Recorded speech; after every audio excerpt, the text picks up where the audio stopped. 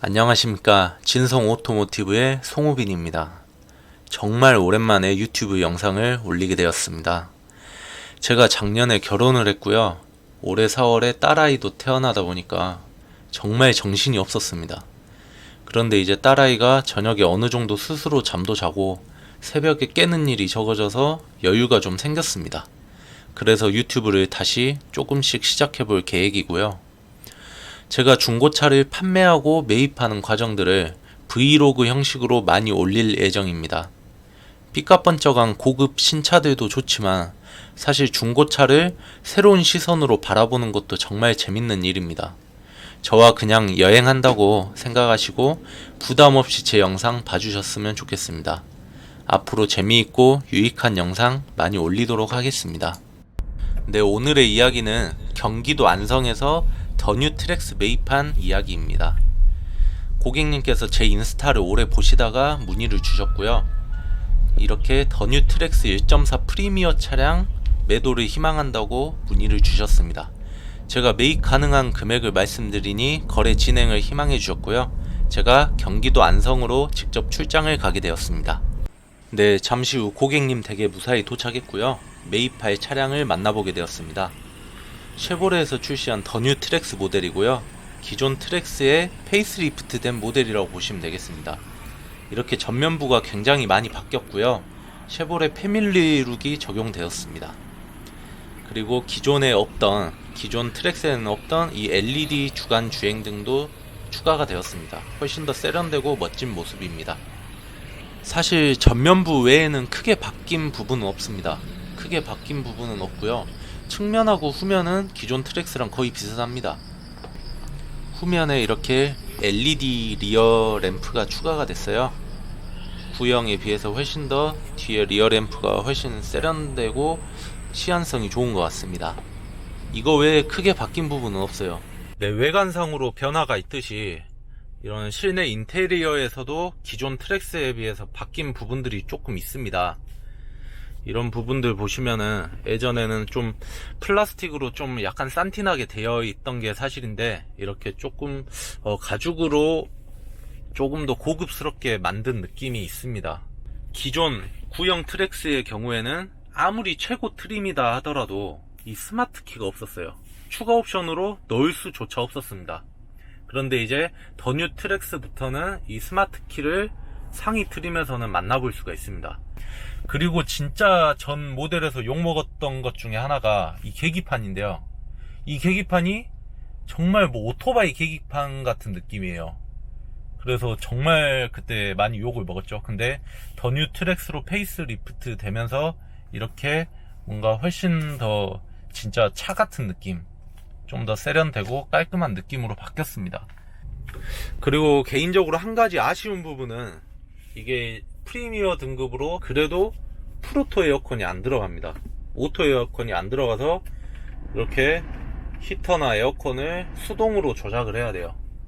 이건 굉장히 개인적으로 좀 아쉬운 것 같아요. 이 오토 에어컨이 뭐 없어도 뭐 엄청 불편한 거 아니지만 있으면 사실 편하고 좀 웬만한 상위 옵션의 차량들은 기본적으로 들어가기 마련인데 이 차량은 왜 이걸 뺐는지 약간 의아하긴 합니다. 네, 중고차에서 가장 중요한 게 사고 유무인데요. 사고 유무를 한번 꼼꼼하게 점검해 보고 있습니다. 이 차량의 경우에는 단순 교환이 몇 군데 발견이 됐어요. 큰 사고는 없었지만 외판이 몇 군데 교환이 들어갔습니다. 이렇게 차량의 사고 유무를 꼼꼼히 확인해 보는 모습입니다. 사고 유무 확인은 생각보다 오래 걸리진 않아요. 저도 이제 어느 정도 내공이 쌓였기 때문에 저만의 요령으로 사고 유무를 굉장히 빠르게 파악합니다. 핵심만 딱딱 보면 되거든요. 네, 차량 확인을 모두 마치고 고객님과 가격 합의 후에 계약을 진행했습니다. 거래를 모두 마치고 이렇게 고객님과 기념사진을 한 컷 남겼습니다. 저는 항상 거래 후에 이렇게 기념사진을 한 장씩 남깁니다. 믿고 맡겨주신 고객님 정말 감사합니다. 네, 이렇게 더 뉴 트랙스 거래를 방금 완료했습니다. 이제 고객님께 약속드린 금액보다 조금 더 낮게 매입을 했어요. 약간 강가를 했는데요. 단순 교환 내용이 제가 미리 고지받은 내용보다 약간 더 있었어요. 외관상으로도 돈 들여 수리할 부분들이 꽤 있었거든요. 그래서 그 부분들에 대해서 정확하게 고객님께 고지를 해드리고 양해를 구하고 감가를 조금 했습니다. 저는 정말 이유 없이 절대 감가하지 않고요.